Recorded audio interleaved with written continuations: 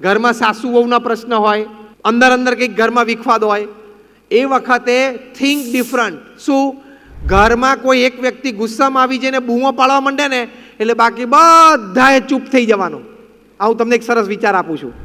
Think different. આ તો શું થાય છે કે એક જણો બોલવાનું ચાલુ કરે ને એટલે બીજા ત્રણ ચાલુ કરે. તું રહેવા દે, તું બોલીશ નહીં, મને અંદર ખબર છે, તે શું કર્યું તું મને ખબર છે. ચાલુ થઈ જાય છે કે નહીં? સાચું તો બોલો. પણ હવે થિંક ડિફરન્ટ. બધા બોલવા માંડો ને રૂટીન થિંકિંગ છે. થિંક ડિફરન્ટ શું? એક જણો ગુસ્સામાં આવીને બોલે ઘરમાં કોઈ પણ વ્યક્તિ, એ સાચો છે કે ખોટો છે કોઈએ નહીં જોવાનું. એ વખતે બધાએ આમ જ શાંતિથી એને સાંભળવાનો. ભલે ખોટો હોય, એની ગેરસમજ થઈ હોય, તો એ વખતે કોઈએ રિએક્શન નહીં આપવાનું. આ તમારા પરિવારમાં શાંતિ જળવાય એની માટે હું તમને એક સરસ વિચાર આપું છું, જે પ્રમુખ સ્વામી મહારાજ કહેતા.